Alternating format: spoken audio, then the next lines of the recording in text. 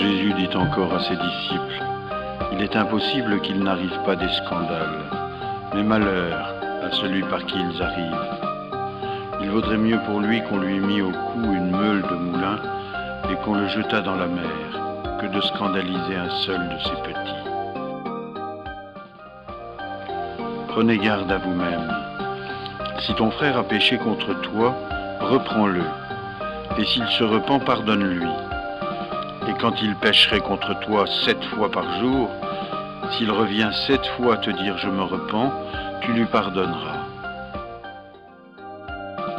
Les apôtres dirent au Seigneur « Augmentez notre foi ». Le Seigneur répondit « Si vous aviez la foi comme un grain de sénévé, vous diriez à ce mûrier « Déracine-toi, transplante-toi dans la mer et il vous obéirait.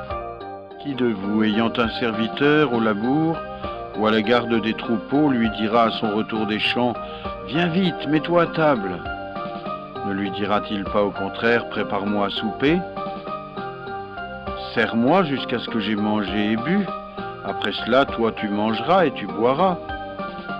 A-t-il de la reconnaissance envers ce serviteur parce qu'il a fait ce qui lui était ordonné? Je ne le pense pas. De même vous, quand vous aurez fait ce qui vous était commandé, dites, nous sommes de pauvres serviteurs, nous avons fait ce que nous devions faire. En se rendant à Jérusalem, Jésus côtoyait la frontière de la Samarie et de la Galilée. Comme il entrait dans une ville, 10 lépreux vinrent à sa rencontre. Et se tenant à distance, ils élevèrent la voix en disant « Jésus, Maître, aie pitié de nous ». Dès qu'il les eut aperçus, « Allez, leur dit-il, montrez-vous aux prêtres ». Et en y allant, ils furent guéris. L'un d'eux, lorsqu'il se vit guéri, revint sur ses pas, glorifiant Dieu à haute voix. Et tombant le visage contre terre aux pieds de Jésus, il lui rendit grâce. Or, c'était un Samaritain. Prenant alors la parole, Jésus dit, « Est-ce que les 10 n'ont pas été guéris? Et les 9, où sont-ils? Il ne s'est trouvé parmi eux que cet étranger pour revenir et rendre gloire à Dieu. » Et il lui dit, « Lève-toi, va, ta foi t'a sauvé. » Les pharisiens lui ayant demandé quand viendrait le royaume de Dieu, il leur répondit, « Le royaume de Dieu ne vient pas de manière à frapper les regards. On ne dira pas « il est ici » ou « il est là ». Car le royaume de Dieu est au milieu de vous. Il dit encore à ses disciples, « Viendra un temps où vous désirerez voir un seul des jours du Fils de l'homme, et vous ne le verrez pas. On vous dira « il est ici » et « il est là ». Gardez-vous d'y aller et de courir après. Comme la lueur de l'éclair brille d'un bout du ciel à l'autre, ainsi en sera-t-il du Fils de l'homme en son jour. Mais il faut auparavant qu'il souffre beaucoup et qu'il soit rejeté par cette génération.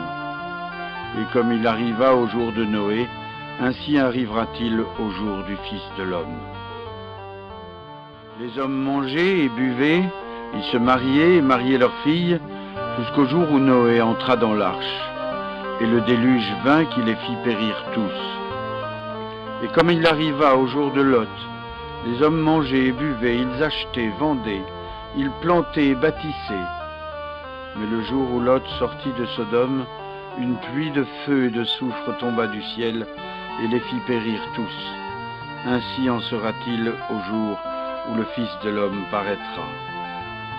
En ce jour que celui qui sera sur le toit et dont les effets seront dans la maison ne descendent pas pour les prendre, et que celui qui sera au champ ne revienne pas non plus en arrière. Souvenez-vous de la femme de Lot.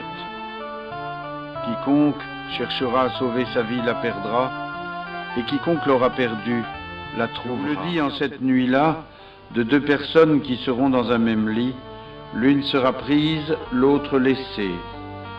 De 2 femmes qui moudront ensemble, l'une sera prise, l'autre laissée. De 2 hommes qui seront dans un champ, l'un sera pris, l'autre laissé. Et ils lui dirent, où sera-ce, Seigneur? Il répondit, là où sera le corps, là s'assembleront les vautours.